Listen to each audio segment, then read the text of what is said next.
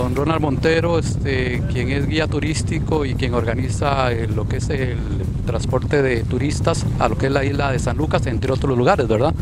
Don Ronald, bienvenido al programa Imágenes de Costa Rica, primero que nada, y cuéntenos un poco, digamos, de la labor que usted realiza. Bueno, muchas gracias, es un placer para nosotros contar con su presencia por acá. Somos una pequeña empresa de turoperador náutico, ¿verdad? Lo que nos enfocamos es a divulgar diferentes destinos acá dentro del Golfo de Nicoya, entre ellos la visitación a la isla San Lucas. También tenemos un paseo de turismo rural comunitario a la isla Venado, aparte del tradicional viaje a la isla Tortuga. Además de eso, ofrecemos también la visitación a los manglares, ¿verdad? Donde se habla sobre la historia natural del manglar, la historia con la cual se desarrolló la ciudad de Punta Arenas en aquel entonces, que fue en base al cabotaje, y como alrededor del circuito turístico de Punta Arenas logramos ubicar también diferentes atractivos, como por ejemplo los destinos de playa con atracciones como bananas, viajes de delfines baratos acá en los alrededores de la playa, y alguna que otra historia como la historia del Fela y demás que vemos acá en el Golfo de Nicoya. Pues bien, la isla de San Lucas, el mayor atractivo es la parte histórica, todo lo que contiene la historia de muchos años, ¿verdad? Que inició prácticamente el siglo, podríamos decir, casi finales del 18, ¿verdad? Algo así. Entonces es mucha la historia y se vivieron muchas cosas terribles en esta isla. Sí, definitivamente. Bueno, la historia de San Lucas se remonta casi a los primeros años después de Cristo, ¿verdad? Con las historias de los indígenas que estaban por ahí, datan de los yacimientos arqueológicos que se encuentran ahí del año 900 después de Cristo, ¿verdad? Esa es una de las primeras vidas de San Lucas. Posteriormente tenemos la vida de penal, que inicia en 1873 y se extiende hasta 1991. Para iniciar la tercera vida, que diríamos, de San Lucas, que es la vida turística, ¿verdad? Don Ronald, ¿cuántos años de estar haciendo estos viajes, de llevando a turistas, enseñándoles la historia de la isla de San Lucas? Bueno, esto lo iniciamos con un proyecto en aquel entonces de la Cámara de Turismo de Punta Arenas, ¿verdad? Donde vimos el potencial turístico que tenía San Lucas alrededor del año 2002. Iniciamos ahí una investigación en aquel entonces para documentar un poco lo que es el discurso, el speech que se da allá adentro. Iniciamos esa capacitación del 2002 al 2005, del 2005 a la fecha es que estamos realizando estos tours, ¿verdad? Estamos hablando de casi ya 17 años más o menos de estar en esta gestión, ¿verdad? Compartiendo con los turistas la historia de la isla San Lucas. Por aquí vemos las canteras de donde los reos en aquellos tiempos venían y llevaban estos enormes bloques de piedra para poder construir lo que eran todos los edificios del complejo penitenciario de la isla de San Lucas. Estamos hablando que era, bueno, un trabajo muy duro. Imagínense a los reos con grilletes cargando grandes bloques de piedra que les quedaba muy distante, a 2 kilómetros de donde estaban los edificios del complejo penitenciario, del complejo carcelero de lo que era la isla antes, la isla de San Lucas.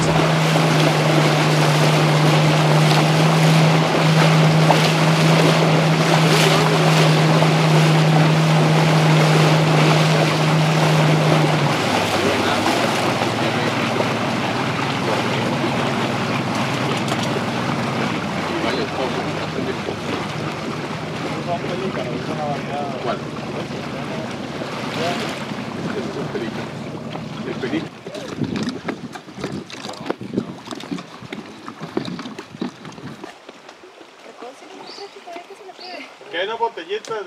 Bienvenidos a San Lucas. Vamos a iniciar lo que es la parte del recorrido histórico-cultural acá en la parte interesante del penal. Vamos a situarnos cronológicamente, ¿verdad?, en otra Costa Rica, en la Costa Rica de los años 1800.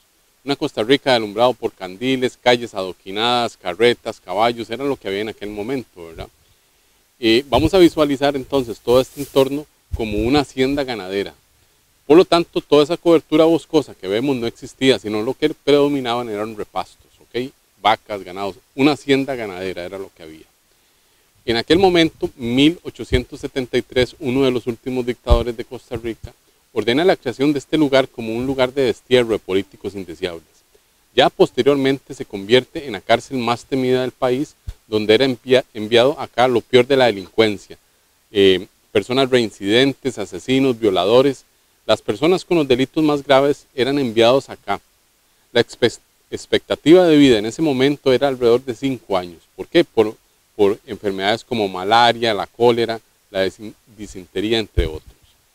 Cuando los grupos de reos llegaban acá, los paraban durante medio día ahí en el muelle y eran atendidos por los cabos de vara, que eran reos también, pero con cierta afinidad con los militares.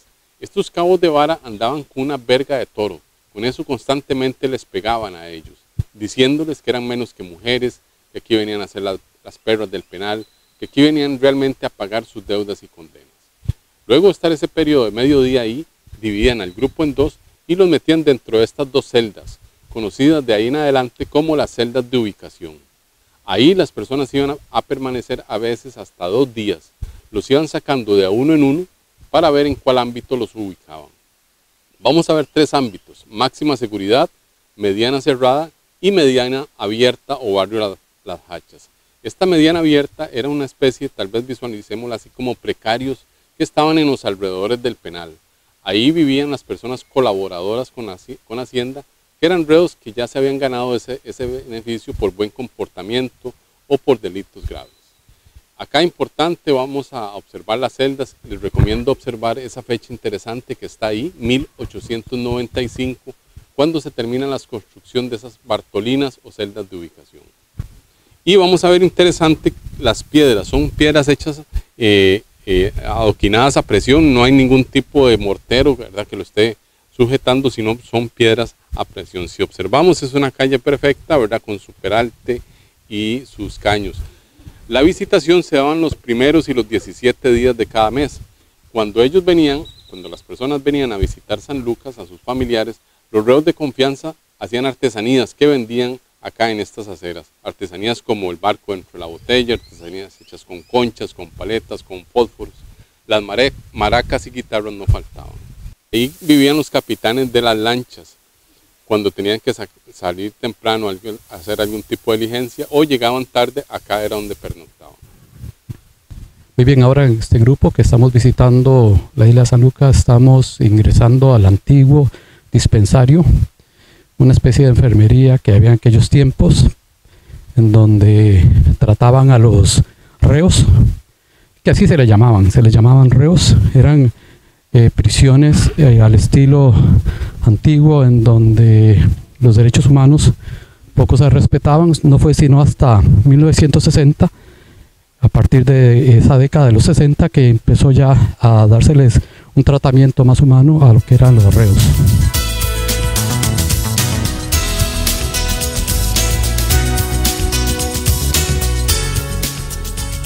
Car Service es limpieza en inyección diésel, rectificación de tambores y discos de frenos, cambio de aceite en cajas automáticas, medición y calibración de gases, overhaul y mecánica en general, escaneo y verificación de códigos, cambio de líquido de frenos y mucho más. Car Service en Liberia, detrás de la parada municipal, en Filadelfia y Santa Cruz.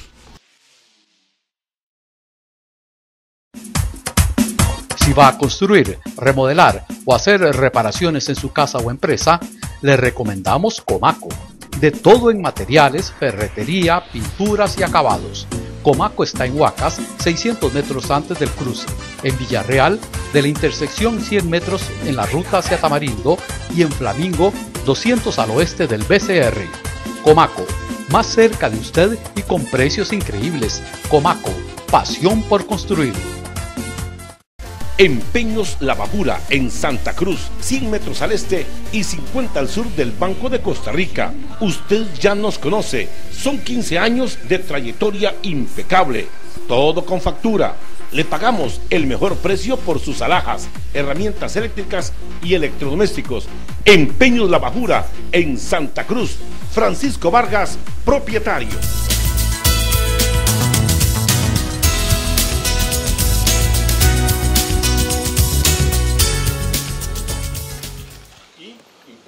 Vamos a ver la arquitectura, ¿verdad? Es una casa de presentable, ¿verdad? también observemos el piso de la primera fábrica de mosaicos del país.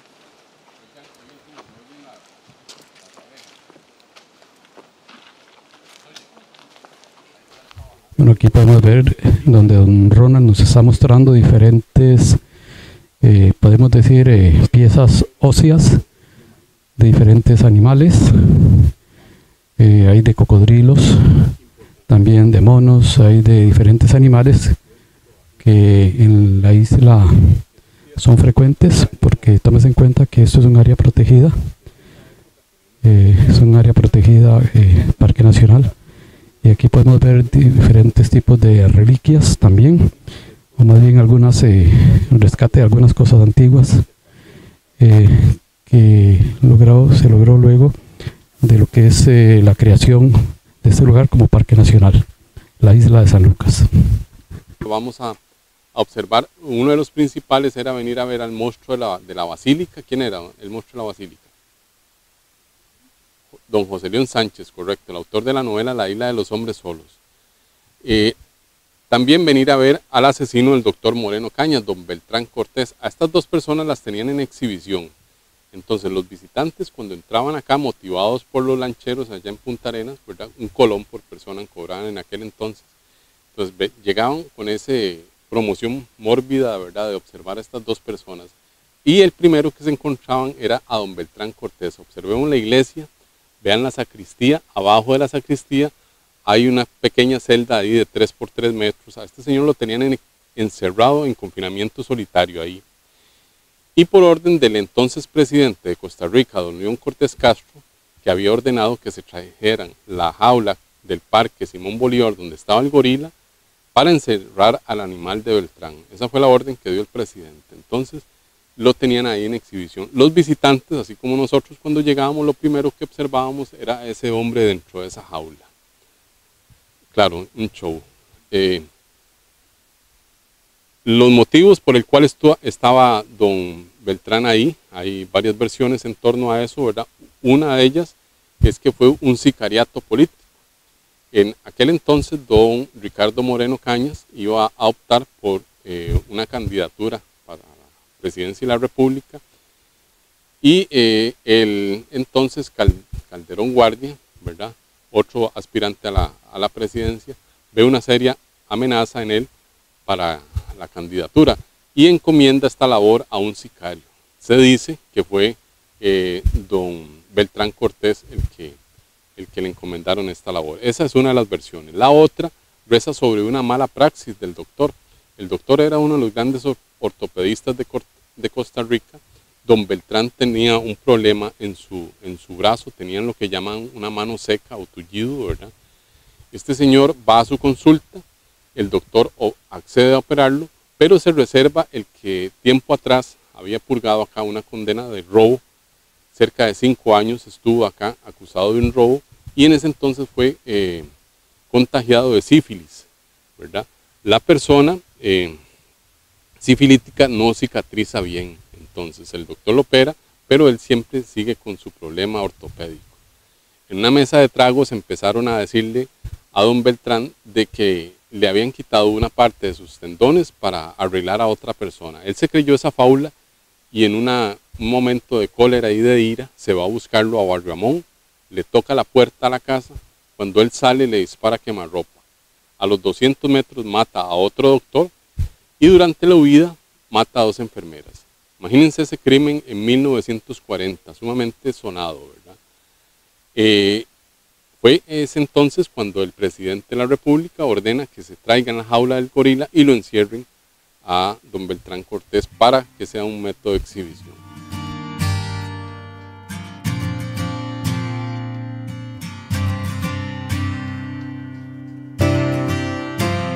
Pues bien, aquí tenemos la parte que corresponde a la edificación de lo que era la comandancia del presidio de la isla de San Lucas.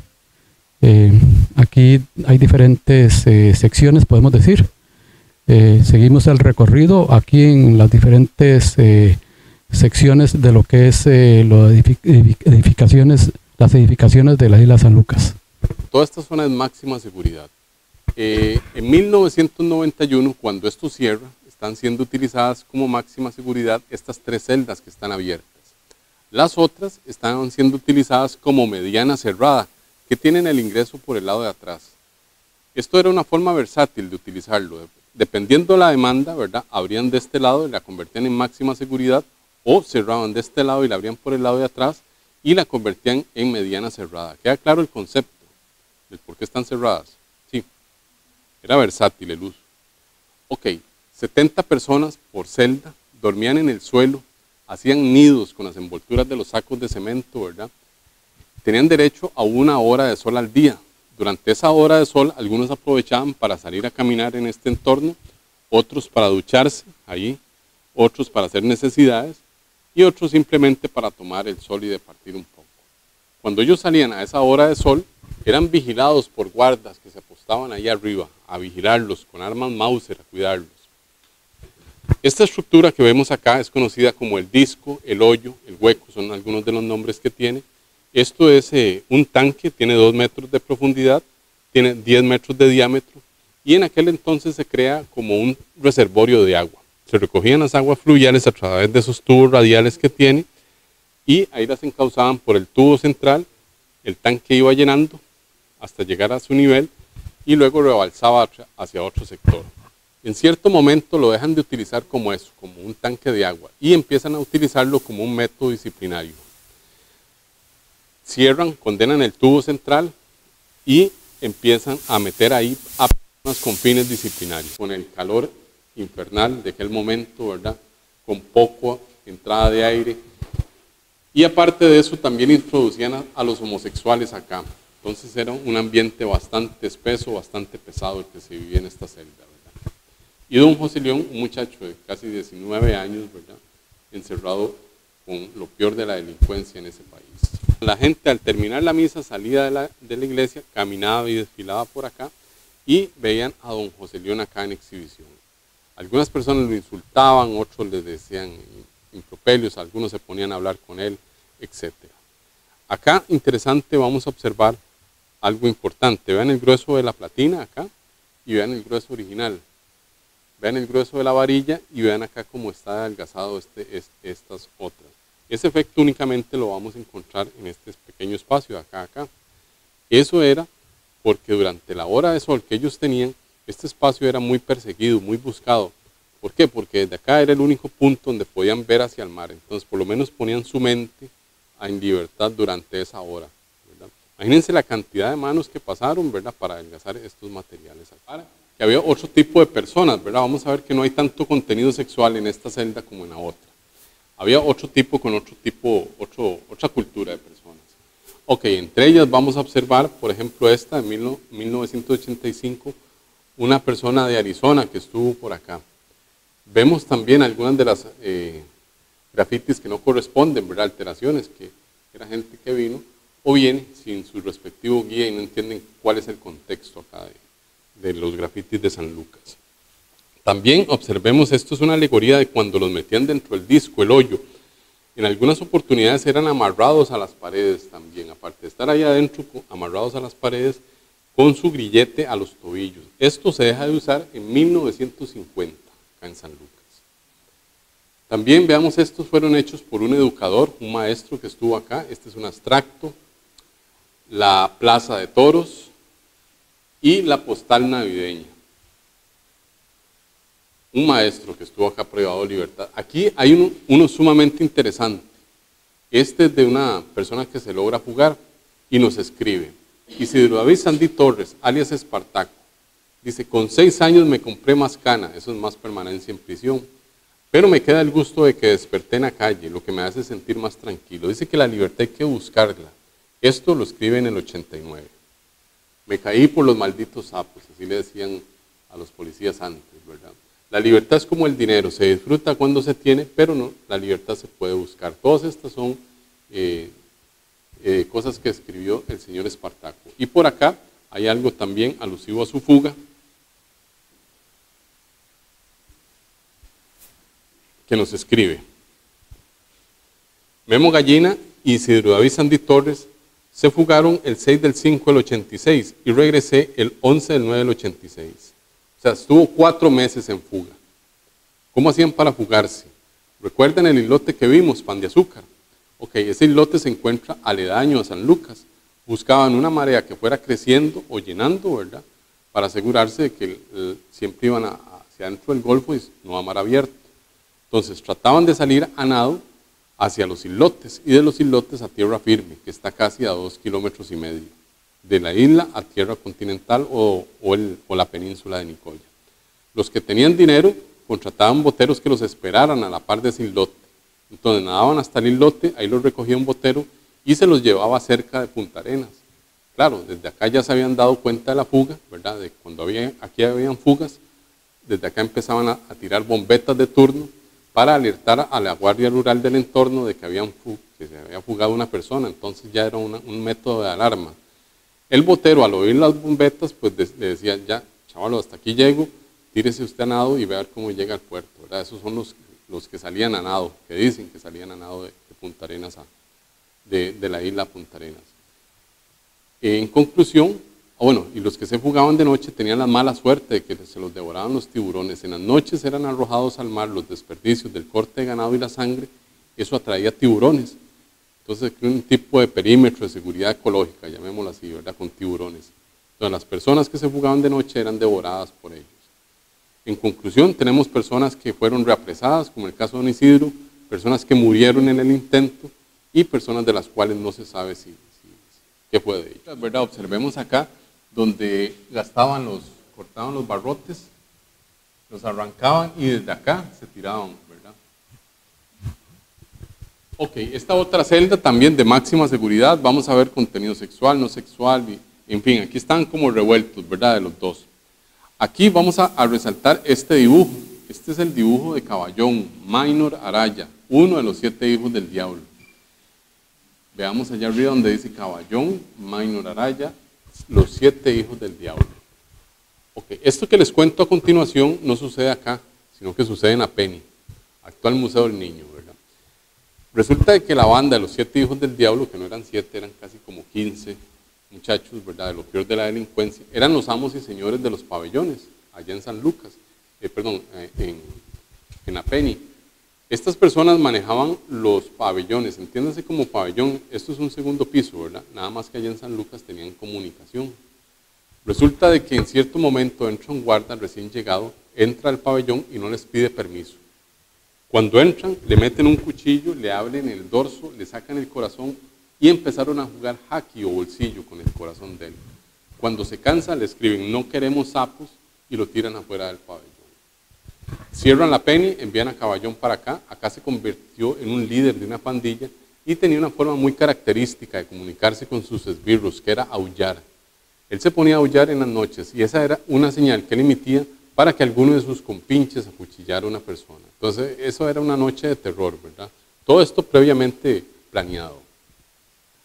Cierran San Lucas, lo envían a él para la Reforma. Ahí toma la decisión de ahorcarse. Él muere ahorcado. Resulta de que cuando está el cuerpo de Caballón guindando en la horca, ¿verdad? Llega dos funcionarios de Adaptación Social y un juez a hacer la liberación del cuerpo. Cuando cortan la soga cae el cuerpo. En ese momento se dice por parte de los funcionarios de Adaptación Social que se oyó un relincho en toda la Reforma. Ellos se quedan asustados y se dice que ese fue el momento en que el diablo recobró el alma que le había vendido tiempo atrás. Caballón, uno de los 7 hijos del diablo. Vamos a observar los diferentes colores que ha tenido San Lucas, ¿verdad? Vamos a ver los diferentes colores acá. San Lucas era pintado o encalado cada 10 años, ¿verdad? Acá vemos las diferentes capas de colores que había tenido. Y en base a estos primarios fue los que se basaron para darle color a la comandancia. La última capa, la de 1980, es la que le permiten rayar. Y ese es el legado que nos queda. Acá interesante, vamos a observar esta imagen de la Virgen. Esta es la Virgen del Cobre. Esta es la imagen de la Virgen que se venera en Cuba. Si vemos, vamos a ver que la cara de ella está como enojada. Y eso es porque está viendo al diablo de frente. Encontramos una contraposición entre el bien y el mal. También, veamos, a mi gusto, uno de los mejores dibujos que hay, artísticamente hablando, es el de esta mujer. Es una mujer desnuda, hecha a base de sombras. Para mí, uno de los mejores que hay. También, este es uno satánico, ¿verdad? Un dibujo satánico que vemos. Esta es la cara de un demonio. Vamos a ver los 3-6 inversos. También vemos una parte que habla sobre Satanás y otro que hace alusión a la Iglesia Católica, ¿verdad? Ahí vemos el pompín papal. Ok. En ciertas oportunidades, los grupos de estudiosos de lo paranormal que han venido por acá, traen algunas lámparas especiales. Al poner la lámpara ultravioleta en la oscuridad, vemos que muchas de las pinturas se encienden. Eso nos hace alusión a la existencia de material orgánico en ellos.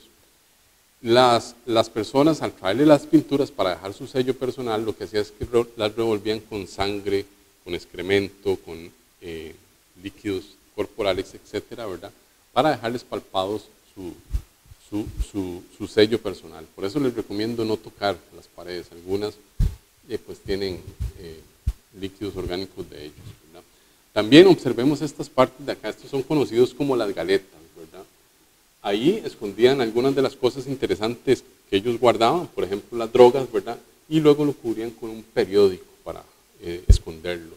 ¿Cuáles drogas usaban? Marihuana, pastillas, cemento, el cine, entre otras cosas. Aquí hay uno pequeñito, pero muy, muy, muy emblemático.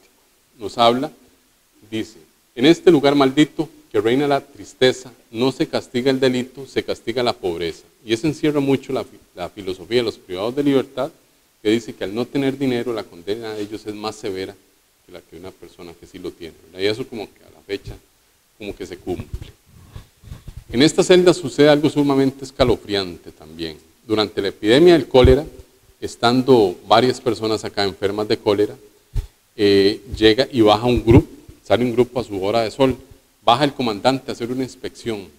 Durante esa inspección, uno de los muchachos acuchilla a un comandante. Se viene corriendo, se encierra acá con las personas que estaban enfermas. El comandante herido, indignado, lleno de cólera, al ver que no lo podía sacar, se va a la planta de abajo. Ahí estaba la cosecha de maíz. Le prende fuego a la cosecha de maíz y empieza a quemar a las personas que estaban acá. Esto empieza a calentarse, ¿verdad? El piso.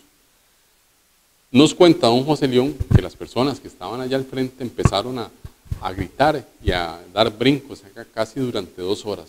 A las 2 horas siguientes vienen a ver y se encuentran con todas las personas quemadas acá. Habían 600 reos, ¿verdad? Esa población bajaba en el verano por efectos de escasez de agua, la bajaban a 350, la mitad. Los guardas eran 200 en turnos, ¿verdad? Entonces se mantenían 100, salían 100.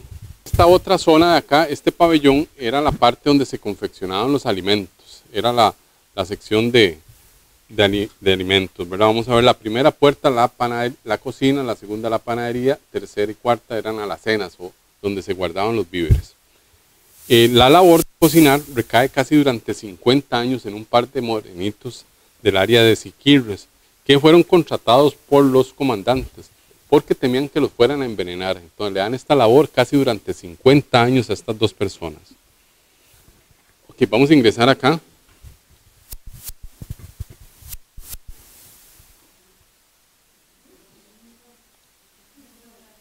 Ok, acá lo que vamos a ver estas eran alacenas, ¿verdad? Actualmente es uno de los pocos lugares que le quedan al murciélago. El murciélago es uno de los principales regeneradores de bosque. Gracias a este animalito, la isla recobró la cobertura boscosa en un periodo tan acelerado de tiempo, ¿verdad? Ellos son herbívoros, frutívoros, son ciegos, diseminadores de semillas, mamíferos. En el reino animal existen 1000 especies diferentes de murciélagos, de los cuales solamente 2 son hematófagos, o que chupan sangre. Estos fueron los que le han ganado esa mala suerte o mala fama a este animal tan beneficioso. Un murciélago se come durante una noche 100 zancudos. Imagínense lo beneficioso que es para la naturaleza. Aquí interesante, bueno, vamos a ver que ya aquí sí habían camarotes, ¿verdad? Esta línea central nos manifiesta esa presencia de de literas o camarotes acá. Aquí observemos este dibujo. Observemos este dibujo. Este es uno de los más emblemáticos que tiene San Lucas, la chica del bikini rojo. Ok, vamos a ver, hacer lectura de ella, que nos dice, ¿verdad? Una mujer de la zona por el color de piel, pelo ensortijado, probablemente costera, ¿verdad? Por su contextura física diría yo que de los años 70, 60, ¿verdad? Ok, la historia. Resulta de que llegaba una enfermera a hacer las curaciones de los privados de libertad, allá al dispensario. Un grupo de ellos fragúan el siguiente plan. Empiezan a hacer motines a todo lo largo y ancho de la isla, ¿verdad? Y dejan desprotegida el área del dispensario. Entonces los militares se van a atender esos motines y quedan sin vigilancia este sector. Un grupo de ellos secuestran a la enfermera, la meten dentro de una de las barracas y de las barracas ahí adentro empiezan a ultrajarla, a violarla. De los diferentes motines, los hombres que sabían empiezan a llegar. Se dicen que 70 hombres pasan por la pobre mujer.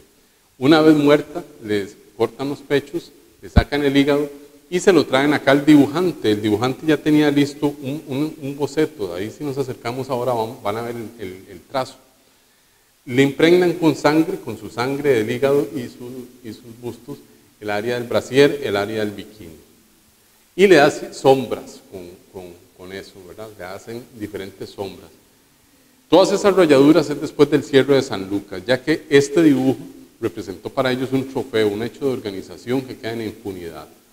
Este dibujo y este otro eran los que ellos más cuidaban. En la privacidad que les daba una ducha que había acá, ellos entraban a masturbarse con esta imagen, la chica del consuelo y la chica del bikini rojo.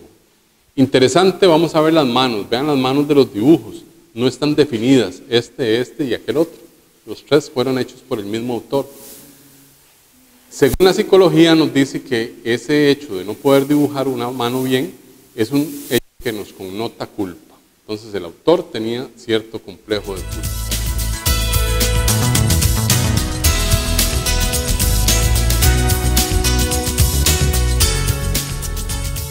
Empeños La Bajura en Santa Cruz, 100 metros al este y 50 al sur del Banco de Costa Rica. Usted ya nos conoce, son 15 años de trayectoria impecable, todo con factura. Le pagamos el mejor precio por sus alhajas, herramientas eléctricas y electrodomésticos. Empeños La Bajura en Santa Cruz. Francisco Vargas, propietario. Si va a construir, remodelar o hacer reparaciones en su casa o empresa, le recomendamos Comaco. De todo en materiales, ferretería, pinturas y acabados. Comaco está en Huacas, 600 metros antes del cruce. En Villarreal, de la intersección 100 metros en la ruta hacia Tamarindo. Y en Flamingo, 200 al oeste del BCR. Comaco, más cerca de usted y con precios increíbles. Comaco, pasión por construir. Car Service es limpieza en inyección diésel, rectificación de tambores y discos de frenos, cambio de aceite en cajas automáticas, medición y calibración de gases, overhaul y mecánica en general, escaneo y verificación de códigos, cambio de líquido de frenos y mucho más. Car Service en Liberia, detrás de la parada municipal, en Filadelfia y Santa Cruz.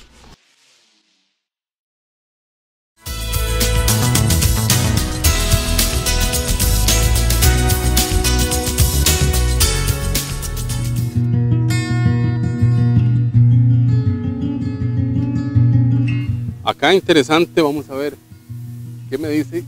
¿Cómo se llama este árbol?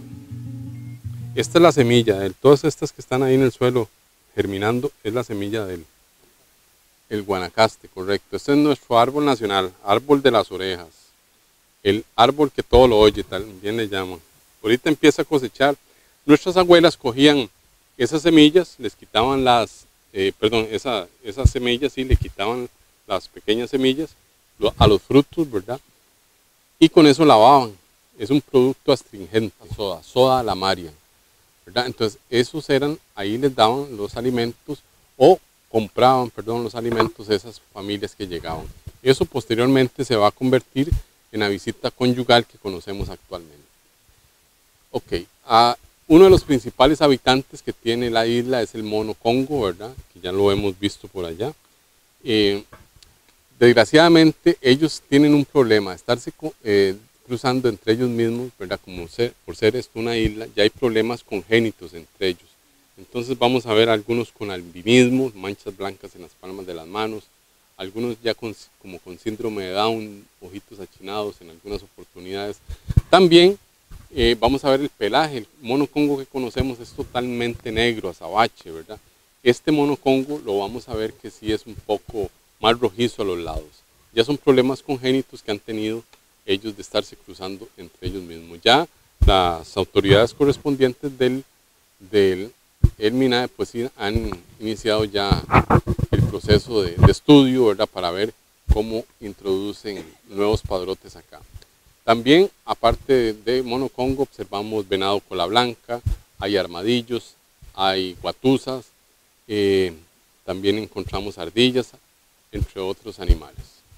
Esta especie, este es un ficus o matapalo, es un árbol que crece sobre un árbol huésped, lo va envolviendo hasta que llega un momento donde lo pudre, el árbol huésped no se puede desarrollar. Generalmente cuando eso sucede el árbol se vuelca, ¿verdad? Porque las raíces del ficus son muy superficiales, el que le da el anclaje es el árbol huésped. También vamos a observar uno de los grandes problemas de nuestro mundo, el calentamiento global, que se refleja crudamente acá en San Lucas ya. Vamos a observar, esos son ceibos. El ceibo es una madera blanda, se usa como para hacer formaletas, etc. Este árbol está muy acostumbrado o necesita mucha agua. Acá las cantidades de lluvia han ido decreciendo, ¿verdad? Drásticamente durante el verano. Este árbol, no acostumbrado a recibir tan poca agua, se está muriendo. Son algunos de los árboles, el ceibo, ahí vemos uno, allá hay otro, y vamos a ver ahora más adelantico un árbol de casi 300 años que también se muere. Parte de los problemas que tenemos por el calentamiento global, un problema serio y del cual no le damos la importancia correspondiente. O sea, este ecosistema, el manglar, recibe ese nombre gracias a esta planta. Aquí vamos a ver 3 especies diferentes. Esta se llama el mangle pelicieria, se distingue por la forma de la hoja y la raíz.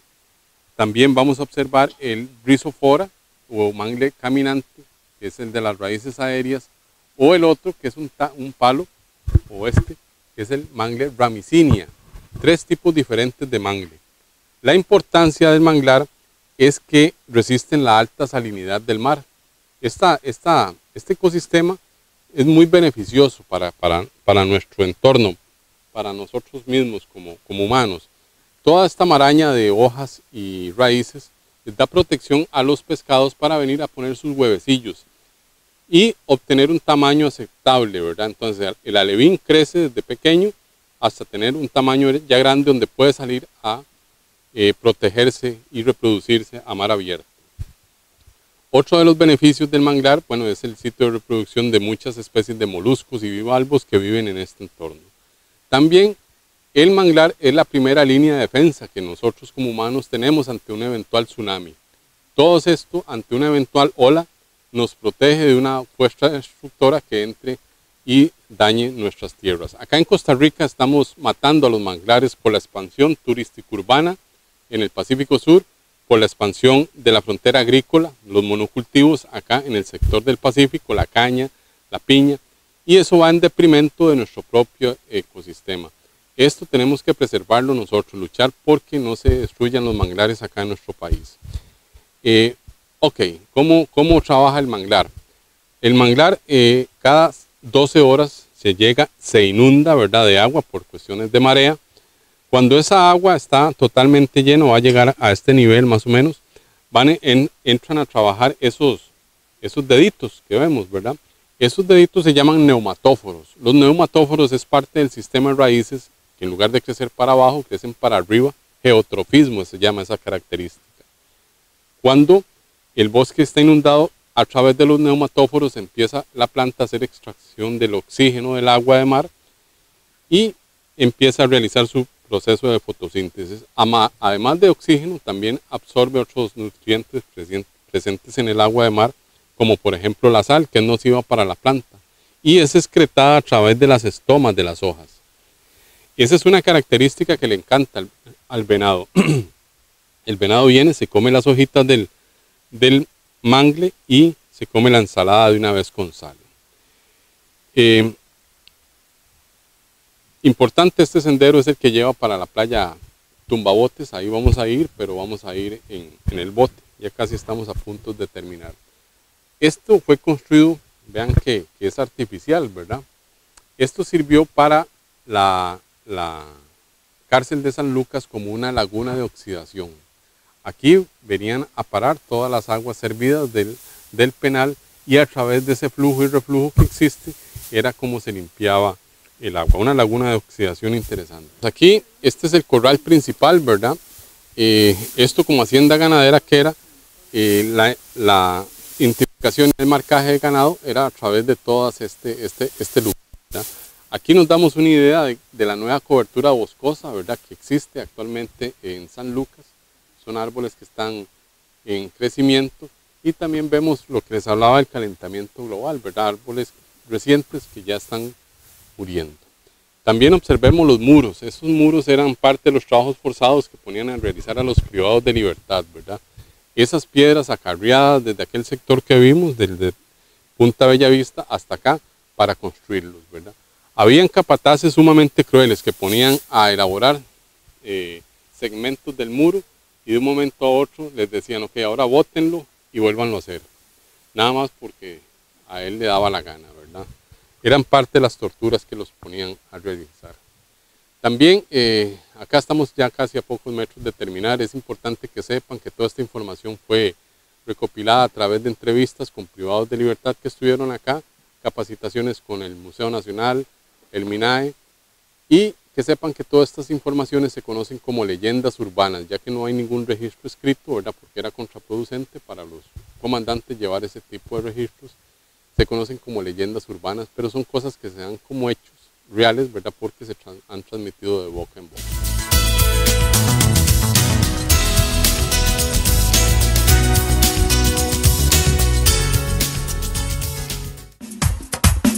Si va a construir, remodelar o hacer reparaciones en su casa o empresa, le recomendamos Comaco.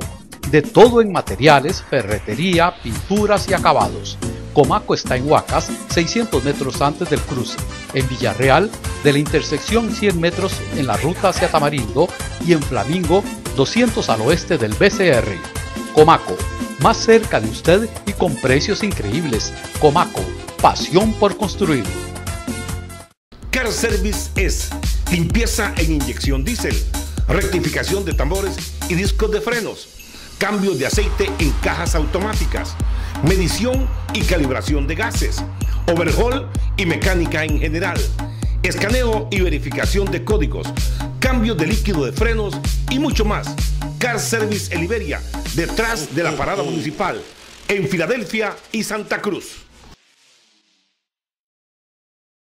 Empeños La Bajura en Santa Cruz, 100 metros al este y 50 al sur del Banco de Costa Rica. Usted ya nos conoce, son 15 años de trayectoria impecable, todo con factura. Le pagamos el mejor precio por sus alhajas, herramientas eléctricas y electrodomésticos. Empeños La Bajura en Santa Cruz. Francisco Vargas, propietario.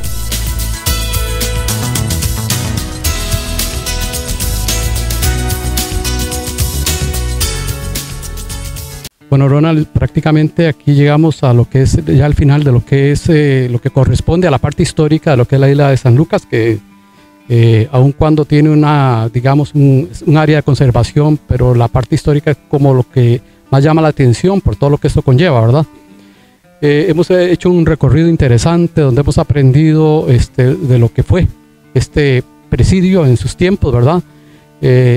Además de historia, tiene drama también. Aquí hay mucha, podemos decir, se encierra mucho como para escribir no una novela, sino muchas novelas, ¿verdad? Claro, por supuesto, sí. La isla en sí, pues, encierra muchos secretos, ¿verdad? Hoy tuvimos una pincelada interesante, ¿verdad?, de lo que es la parte histórico-cultural, ¿verdad? Pero hay mucho más que ver, ¿verdad? Está la parte de la biodiversidad de la isla, también tenemos la parte indígena, ¿verdad?, que es una parte bastante interesante. y son varios aspectos que se pueden ir explotando poco a poco, ¿verdad?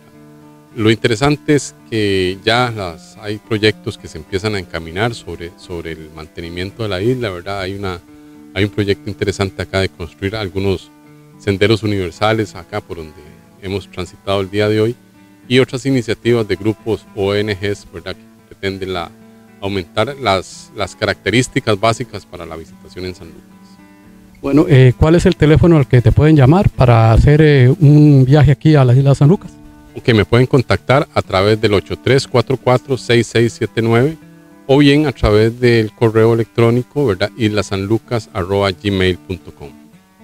Pues bien, gracias a don Ronald que nos hizo este recorrido, que nos brindó la oportunidad de hacer este recorrido junto con turistas nacionales. Todos hemos quedado realmente muy impresionados de todo lo que encierra una isla que tiene tantísima historia y tantísimas leyendas, por qué no decirlo, por su calidad o su, digamos, naturaleza de presidio, uno de los más crueles que ha habido en el mundo, porque la isla de San Lucas no solo es famosa en Costa Rica, sino en el mundo, gracias al libro de La isla de los hombres solos de José León Sánchez.